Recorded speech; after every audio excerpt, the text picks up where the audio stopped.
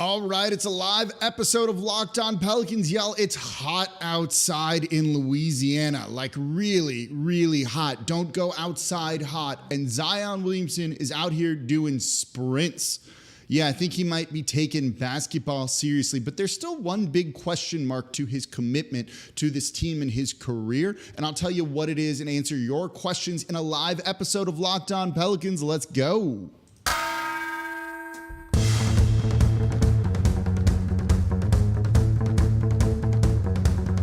You are Locked On Pelicans, your daily New Orleans Pelicans podcast, part of the Locked On Podcast Network, your team every day.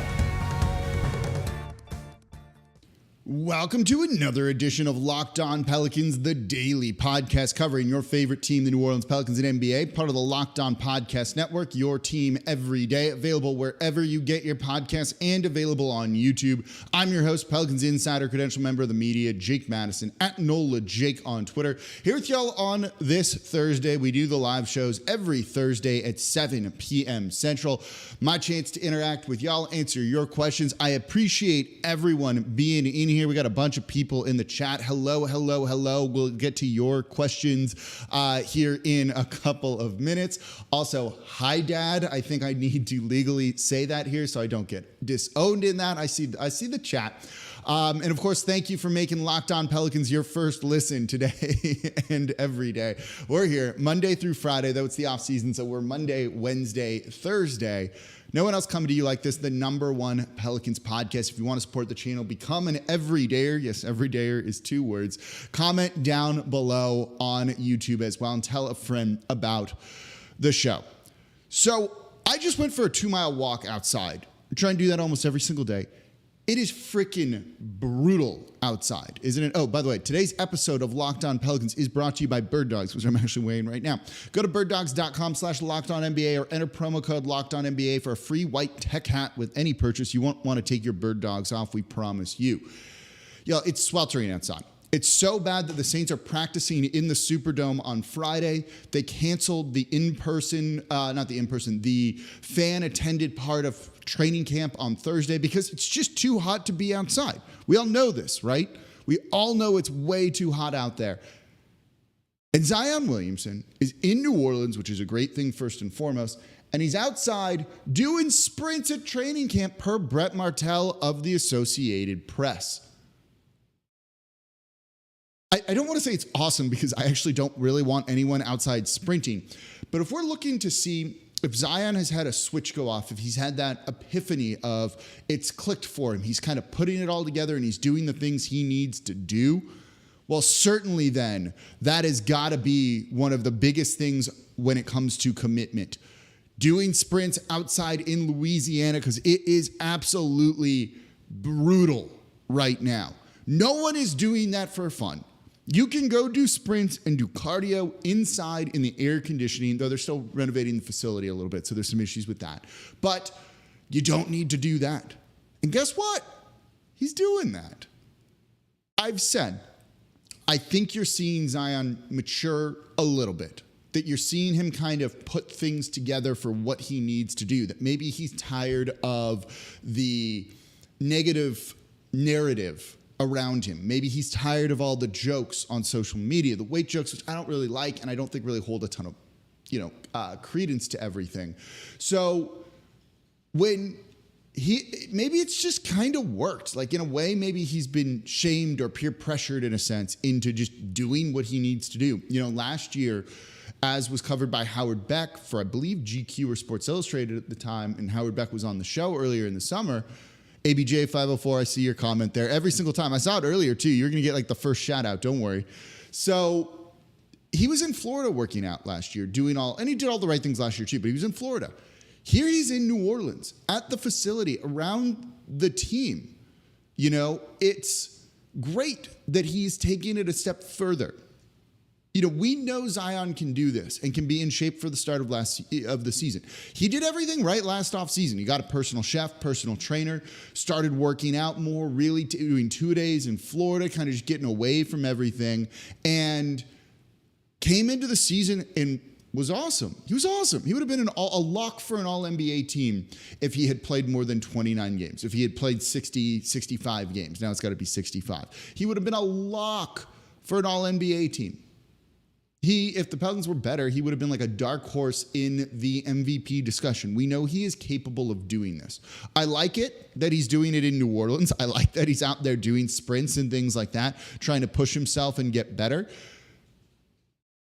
The real question, but we all know he's capable of this because he's done it last year. The question has been, what happens when adversity strikes? What happens when there's an injury? What happens when maybe you have a moment where you're not getting along with the medical staff as much, the training staff as much, or you get annoyed with David Griffin or something like that? That's where the question mark is. It's never to me been a question mark, at least in the past year, of can he do it in the offseason? We know he can. And so the question has been when there is adversity. There's no adversity right now. You're not playing games. You're not playing poorly. It's not the grind of a long season where you're exhausted, where you're tired, where you've been losing maybe, or things haven't gone to plan, and everyone's stressed and high-strung, and they're upset and things fray. There will be a point of that this year.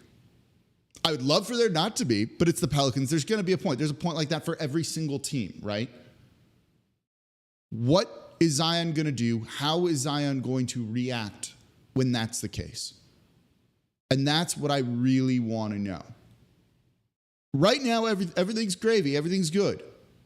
Working out, go play ball. But they're going to be installing a new offense. Is Zion going to be paying attention in film study? There's going to be a little bit more harder than in previous years where it's just come in and go and play like their offense was kind of last year.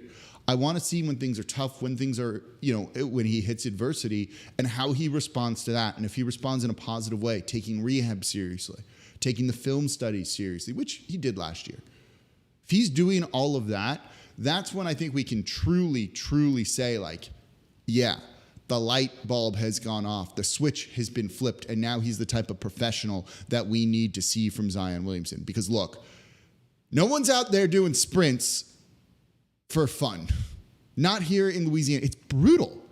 You're all staying inside. You're all staying hydrated and everything because it's way too hot to be outside doing everything. So let's hit this break, and then let's come back and start to answer your questions. I see a lot of good ones here. I want to say hi to everybody, too. Read some of your comments on the show. Don't forget, we do these every Thursday at 7 p.m. Central. Let's chat, and I'll hang out coming up here next in today's episode of Locked On Pelicans. Before we get to that, though, today's episode of Locked On Pelicans is brought to you by Birddogs, and I'm excited to tell you about Birddogs because, look, Birddogs are comfortable and they make you look good, and these have been my new favorite shorts since I've gotten a couple of pairs, and I basically don't take them off. And that Birddogs stretch khaki short, it's designed to fit slimmer through the thigh and leg, and it gives you like a sculpted look. It just fits right. They do the exact same thing as Lululemon, but they fit way better. And they fit better than regular shorts, which have like a stiff, restricting cotton. And Birddogs have invented a cloud knit fabric that looks just like khaki, but it stretches. So you get a way slimmer fit without sacrificing movement. And again, it's hot in Louisiana. They use anti-stink sweat wicking fabric that keeps you cool and dry all day long. I own a couple of pairs of these. I wear them basically all the time right now.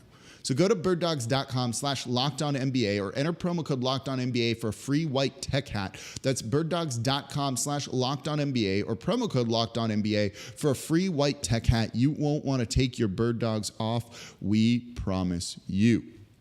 And thank you for making Locked On Pelicans your first listen today and every day. We're here Monday through Friday. Though it's the off season, 3 days a week right now. We'll be back to 5 days a week before you know it, breaking down everything you want to know about this Pelicans team. So make sure it is your first listen every day. And of course, make sure you are an everydayer, 2 words, listening Monday through Friday. Now for your second listen, Ross Jackson over at the Locked On Saints podcast, breaking down everything black and gold. So I see a couple things I want to touch on here that I see in the chat. And again, hello, if you just want to say hi, if you just want to say comment, if you want to say you're an everydayer, put it in the chat there. I love to see all of this. So following up on the last segment, Jake Warren asks, why doesn't Zion work out with any teammates? You're at the point this season where everyone's just kind of going their separate ways. They need a little bit of a break from each other. And so him not working out with teammates, though there are some of them still, in and around the practice facility at times, is totally normal. One of the first true tests for Zion Williamson will probably be in a month or so before the team does training camp, which will be like late September-ish, or October, where they usually organize some off-season workouts, and he hasn't shown up the past couple of years. So if he shows up this offseason for kind of the first time where the entire team gets together except for him for the most part, that's when it's like, oh, that's a sign. I'm not worried about him not working out with teammates right now. Y'all need a break. They need to kind of go their separate ways, spend time with other folks. There's going to be plenty of time for them to be together. So I'm not worried, or I wouldn't really read too much into just him kind of doing his thing right now. The better thing is he's in New Orleans around the trainers, the coaching, whoever's here. And that's what I think is a really big thing. That's what we want to see. Someone said, 19 CT, he's got to get under 260.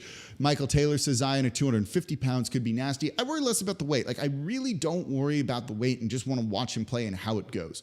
Less weight certainly means probably less impact on your body. Not necessarily less wear and tear, but those jumps are a little bit easier. Your body movements are a little bit easier. So I think that's good, but I don't have like a target weight for him or anything like that. Just look, if you go out and play like he did, I just don't worry about it as much when you're trying to kind of look at everything else that's going on with the team. There's plenty to complain about with him. The weight is kind of one of them, but I do think he kind of he looked good last season. He looked fine. I really didn't have an issue. And I don't know what the weight was, but if he stays at that, we're good. I don't care exactly what the number is. Craig says, get in the cold plunge, cures the heat issues y'all having. I might be too scared for something like that, to be honest. Trey says, Jake's the best. Always love your show, sir. Thank you. Thank y'all for being here. This is done for you. Trail Mountain says, my man Zion sprinting. Damn, I'm hyped for the season. Right? Those little moments, you hear that, you see that, and you're like, oh, I'm so back. I'm so bought in. And the Pelicans and Zion don't always do a great job with PR. Right? There's a lot of times when you're just like, what are y'all doing here? All you got to do is put out a workout video and all of this negativity and stuff tends to go away. So I'm shocked they don't have a video and didn't put a video of this out there, because it would have hit so hard and everyone would have gone nuts. But you saw the overwhelmingly positive reaction to something like this. So yeah, it gets you hyped because you don't always get this. You haven't always gotten this. So it's really great to see. Jacob Durnan says, what's going on, Jake? Just here hanging out with all y'all. Jake Warren, we talked about earlier, says every dayer hear it. Vincent says every dayer from the Philippines. I love that. Remy P is almost an every dayer. That's good too. I'll take that. Look, if you listen one day a week, twice a week, go to 3, go to 4. You don't have to jump to 5. That's okay here. King T says, don't mean nothing. He was committed last year. Didn't mean nothing. As I said, right? We know he's capable of this part of things. It's what happens after this. When there is adversity during the season, that's what we really want to see how he reacts. But there does appear, especially, and I've talked to some people with the team about this, does appear to be a little bit more buy-in from Zion Williamson than there has been in the past. And I think that is a great thing. And I'm excited about that. Look, you got to take what you can get, right? And that's really what we need here. Melvin McCraney Jr. Yes, Jake, I am here just to hear what's going on. Well, thanks for being here. Zion's doing sprints. That's a pretty great thing. So we got a question here from Philip Andrew Sohn. What seed would be a realistic expectation from the Pels this upcoming season? If you haven't given a listen to, I just went on our Locked On Fantasy Basketball show. Josh Lloyd, by the way, if you play fantasy basketball, you need to be following him and just listening to what he tells you, because he's literally the top fantasy basketball expert probably in the world. And he's exclusively part of the Locked On Podcast Network, which is cool. I was just on a show and we were talking about it. We both have the Pelicans pegged at right around 47 wins. 47, 48 wins, under 50, but close to 50, upper 40s. He thinks, based on his projections, and this dude's got some quantum computer stuff going on with the projections that he does, he thinks that'll put the Pelicans right at around the 5th seed. And I think that's a realistic expectation. If things go really well and you're looking for a realistic, kind of top end, expectation, I think that could be the 4th seed, home court advantage in the first round. That's kind of what I thought they would have been on pace for last season if they had stayed relatively healthy. You know, they were, when Zion was healthy, in that top 4. You know, they weren't always the 1 seed. They held the 3 seed for a really long time. So I think that's a realistic option. Like, if they're in the play-in tournament, I'll be disappointed. Like, that would be, I'm happy they're there and not out of the playoffs, let's say, but I'd be disappointed. You know, it's like 6 seed or better is going to kind of be, I think, the minimum, and that's what I'm at least kind of targeting. Avoid the play-in, just get into the first round, you know, but ideally as high as possible. And I think 4 or 5 really is going to be kind of like the mark for the Pelicans. The West is also tough.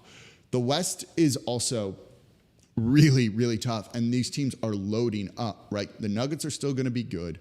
The Suns added Bradley Beal, and I liked all those other little moves they did. We'll see what the Warriors look like with Chris Paul. Memphis is going to be okay, even though they're dealing with some things with John Morant. You also have the Clippers, who are going to be healthy. The Kings were very competent and good last year. Like, it's going to be a battle out there. And the Pelicans, I think, are going to be right in the middle of it, but I wouldn't put them in that top tier of teams. So 4 or 5 seed is kind of where I think a lot of people are going to kind of place them, but it really kind of banks on health. And that's also not the easiest thing to try and do. Nola headline on IG says, what's the future of the Pelicans in their regional TV? Will it be Bally Sports, even though they're going bankrupt? We'll talk about that in the next segment. That's a little bit longer. There's 1 or 2 little updates there too. Craig says, with regards to Zion, I'm good with him working out by himself as long as he gets it done, right? Like, go and do it. You don't always need players to be like, but some people treat it as a job and they're just not that close with their teammates. Like, it's not the best thing, but I think it's also fine. Like, just how some people are, right? Like, I think that's sometimes all you really need. Just go out and do your job, and it's all going to be okay. So coming up, more of your questions. We'll talk TV deal. We can talk trade targets. I see one name in there, and I'm like, hold on, and a little confused by that one. So we will talk about some trade targets for the Pelicans and other things out there, and just read your comments out here on the show. That's coming up here next in today's episode of Locked On Pelicans. And thank you for making Locked On Pelicans your first listen today and every day. We're here Monday through Friday. No one else comes to y'all like this, completely free. There's no Locked On Pelicans Plus, where there's no Patreon or charging you. It's just a free show on YouTube or wherever you get your podcast. So if you want to support it, become an everydayer. Listen Monday through Friday, or Monday, Wednesday, live show Thursday, or listen to the recap of the live show on Friday. And then during the season, we'll be back to 5 days a week, probably right around, like maybe the week before the start of training camp. So late September gives me a little bit to refresh, do something like 300 shows a year. It's a lot. So I enjoy this time to have a day off here and there. But I get excited doing these shows with y'all and interacting with y'all. And that's why the podcast exists in the first place. So I appreciate y'all, even if you only listen 1 day a week or on occasion, for making Locked On Pelicans part of your day.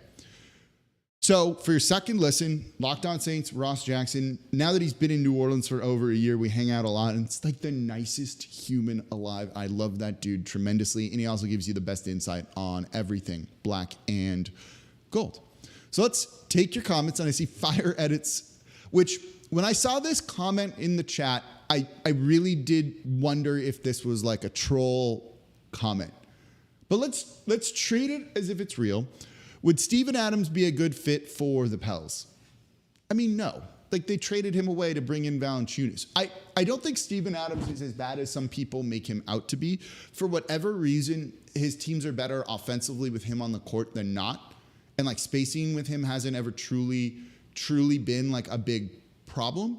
And, you know, with him, we saw Zion work well with him, right? And it was totally fine, I believe. So I don't really think there's a huge issue if you were to like bring him back, but I don't really see the point of that. That's not the type of big man that the Pelicans are looking for. You know, usually what they're looking for is more rim protection. I don't think Steven Adams is what you would call like a normal rim protector. And then you want a springy above the backboard vertical spacing big man, I think. A low usage big man. And that certainly isn't Steven Adams either. So I just don't really think it makes a lot of sense. Look, I love Steven Adams back on. When he was on the team, the Locked On Pelicans podcast for like a period of time was the number one podcast overall in New Zealand. The number one show in the entire country was Locked On Pelicans. That was kind of cool. I loved that. So, but I don't think that's the right fit for what they're doing here. ABJ504 says, what's up with the cars? You talking the Corvette, the one I work on? We don't have any of those sponsors right now, but I still work on it, even though not outside too much. I just got a text that said pool, and I don't know if that means like going to a friend's pool or Jordan pool, and I'm very confused by that, and I'll look at that in a minute. Anyway, that threw me off just seeing that. So the cars are still good, still working on them, just not right now because it's too hot and I don't have a garage, so I go out there and have to kind of lay down on the ground, and we're not doing that right now. King T says, is this a do or die season for the Pels? As in make it to the second round of the playoffs or everyone is traded? I don't think it's make it to the second round. I did this show kind of on Wednesday. We do what if Wednesdays right now in the off season. It was what if the Pelicans, like what's the doomsday scenario? The doomsday scenario is you don't make the postseason. If you get in and you lose in the first round, I think you can evaluate what that looked like. Did you get swept? Okay, that's not great. Were you competitive? Was it close? Were there some injuries? What swung the series? I don't think it's second round or bust, but certainly it's make the playoffs or bust. And then I think they need to try and potentially clean house if that is not the case here. Harry says, where do you think the Pelicans uniforms rank in the NBA? I personally think we're pretty comfortably in the bottom third or fourth of the league. Would love to see a total redesign. I think most people think that. I don't know where I rank them overall. I'd have to really spend some time thinking about that. And if you watched the live show 2-3 weeks ago, I've seen the next alternates. I've seen the City Edition jerseys, or at least an early concept of them. I don't think y'all are going to love them either. So with that in mind, they need I think they just need a refresh entirely, and they haven't done that to the whites or the blues, which are the statement and association jerseys. Is that what they're considered? I forget.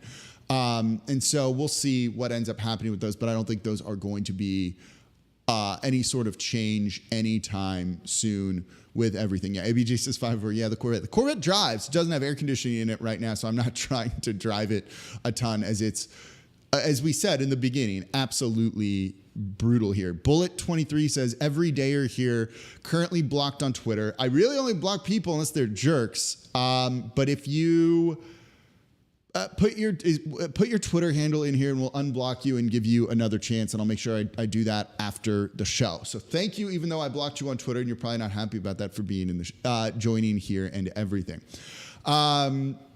Someone's laughing at that because it's actually pretty good. So well played, and that was a good way to get unblocked on Twitter for everything. What position or starter is keeping this team from being top 4 in the West and a real contender? That's a great question. That is a great question. I'm trying to think of how to answer this. I mean, there's two, right? They could upgrade the center position to get more use out of it. Someone that just kind of fits better than Jonas Valanciunas, which is what they're actively trying to do.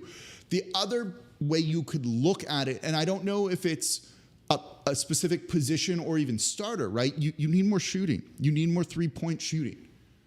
That doesn't necessarily mean a starter's holding them back, because you can adjust shot charts and shot selection to hit what you want and what you need, right? You can encourage Herb Jones to shoot more threes. He shot above 40% for the second half of the season. You could have Brandon Ingram take more threes. He doesn't take nearly as many. So I think the position is center. The other skill set is three-point shooting. If you had more three-point shooting to this team and actually hit them at a decent enough rate, you're going to do really, really well, I think. Harry asks, Jake, what are your top 3 bars in New Orleans? I don't know if I don't know if I can give you 3 that are those are the 3 and how I rank them. I go to Double Dealer below the Orpheum a lot because one of my best friends, Zach, works there, so you can often find me there. I actually really like the Chandelier Bar at the Four Seasons. Travis is an awesome bartender there, and he's become a friend of mine. There's a theme here probably. So, and I also like Cure on Ferret a lot. Those are the type of like nicer bars that I like. And then you can throw me in a good dive bar every day and I'm going to be happy there. Shanev08 says, who's I think the first person in here today. What about the Pels getting in on the Portland and Miami situation to send some picks and get Hero in return? I don't think I want Hero on the team for what his cost is and for the picks 1 or 2 that you would need to give up. He makes... Let me pull it up here. You know, he can be hit or miss. He plays 0 defense too. And I do think the Pelicans can get away with 0 defense. 20 points per game last season, 4.2 assists, 38% from threes, a career 38% shooter from three. That's actually pretty good. No. He's going to make $27 million this year, $29 million the next year, 31, then 33. For a guy who gives you no defense, like... Sorry, no, just stick with CJ. He's the guy here, and that deal ends much sooner, I think. So we'll keep answering your questions for a while here. I'm in no rush on everything tonight. So I'm just kind of going through everything here. It's him, says Jalen Smith from the Pacers. Let me pull him up. I don't hate that idea, I think, for certain guys. Where is he? There we go. He's the backup there, essentially. Started some games when Miles Turner went down. Josh Lloyd said he would be a great fit for the Pelicans. You know, he's actually a decent enough shot blocker, I think, on that team too. So I don't hate the idea. That's a trade target and a name that I'm going to be looking at more in the future. So, and then you also have Isaiah Jackson there who could do that too, I think. So I think you could really look at, he's the one I'm mainly thinking of who's the better shot blocker. I think you look at either of those guys to try and bring him in as like a cheap buy low trade target to give you kind of what you need. They're not going to find the catch-all center other than Jarrett Allen, who King T says is perfect, and he is. But that guy's going to cost you a lot. And there's just not, springy centers who block shots that shoot threes, right? Like it's Brook Lopez. That's it. There's 1, maybe 2 in the league. Miles Turner's 1 too, but he's not going to get traded. So you just don't have those kind of guys. So you've got to try and figure out how to do it piecemeal or just kind of live without everything here. Lonnie Live says, what's up, J Money? J Money's a good nickname. That's way better than, Jerk or something else that some people have called me in the past here. Vincent says, what do you think about trading Larry Nance Jr. for someone like Isaiah Stewart or Clint Capella? I don't think you trade Larry Nance Jr. for those guys. I think you would trade a guy like Jonas Valanciunas for those guys. Like that's what you're trying to do. If you have Clint Capella and Jonas Valanciunas, there's just too much redundancy for the amount of money for a team that's into the luxury tax. So I just don't really see a ton of purpose with that. Jake Warren says, B.I. should play make more on Team USA rather than Jalen Brunson. I think they're going to kind of really share that a lot. I think they're going to share those duties. B.I. definitely has looked like he wants to kind of be a playmaker on that team versus kind of be the scorer. And I kind of like that. I'm going to be curious to see how that goes. I also wonder how it will influence his shot selection on everything too. Craig says, I believe Jonas can thrive if used correctly in Borrego's new offense. I mean, maybe, they run a lot of actions. His offense runs a lot of actions through the bigs. So get the bigs, use them to dribble handoffs and things like that. So yeah, but like any center could and still kind of give you what you need. I still don't think they're going to close with Jonas. And the problem is not that he's a talented offensive player. We all know he is. The problem is he can't defend on the perimeter or in the pick and roll. And they run a switching scheme. So if he can't do that, you can't close games with him. So it's finding a big that can play on the perimeter more so than anything else. Jared Allen can do that. Capella can do that a little bit, but he's not amazing there. Ben Crabtree says, I agree the Pelicans would benefit from a true point guard. Hopefully Dyson Daniels can turn into that. Yeah, I mean, they view him as a point guard more so than a wing. It just takes a little bit time. Why You Mad Bro says, Dame and Nurkic for Zion. How you Pelicans fans feel about that? Portland won't do that. They're going to want the Pelicans to include picks alongside Zion. I don't think they value Zion Williamson that highly due to all the other off-court stuff, just everything with him here. Dustin Ruttenberg says, any renovations to the Smoothie King Center in the plans? You're not going to see anything really with the arena get any traction until after the renovations to the Superdome are done. This comment makes me sigh. Question makes me sigh. Who is the general says, what do you think about us getting Dwight Howard? No, come on. We've answered this one tons of times on the show already. Old Baldy says, appreciate what you're doing. I appreciate you all being here with you Dwight Howard. Correct. That is kind of how I feel. Zeller's been in the league. Zeller doesn't need a high usage role. You don't worry about Zeller in the locker room or anything like that. Not that I think Dwight Howard would be a problem, but just you don't have to deal with it. Giovanni says, why not try and trade for Siakam, and what would it cost the Pelicans realistically? It's going to cost a lot. I think that you'd be looking at her at work, best would be Trey Murphy and 2 second-round picks. I don't think you're going to get that deal done with CJ. I don't think you're going to get that deal done with Jonas Valanciunas, not with them re-signing Jakob Poeltl. Siakam's great. I would love him here. I struggle to find a trade, a one-to-one trade, right? Between just the Pels and Toronto, you need to rope a 3rd or 4th team in, and those are so hard to try and figure out that I think it's yourself. Also, I think people really don't like dealing with Masai Ujiri. If you want actually my thoughts on Siakam, I host the Locked On NBA podcast on Wednesdays. It's our big national show, and I do the Wednesday episode every week. We had dedicated the whole first segment of the show to Pascal Siakam because I don't really get what the Toronto Raptors are doing, and I really don't get why they're not actively trying to trade him, but they're not actively trying to keep him. I really don't understand what Toronto is doing right now. I would try and get him. I just don't think you're going to have a realistic trade that's going to make you happy for him. He just had his best season as pro. He's made all NBA.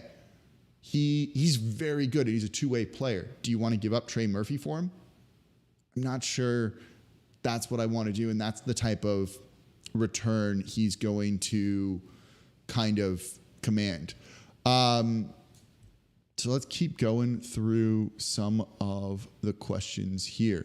Ben Crabtree says, true, I hope EJ Liddell can become a rotational big man for us. Not off the bat, maybe eventually. I don't think he's going to be in the rotation this season. I think he'll get some minutes, but I don't think he's going to be a rotation player yet. When you try and, let me ask you this question. This is a question for the chat here.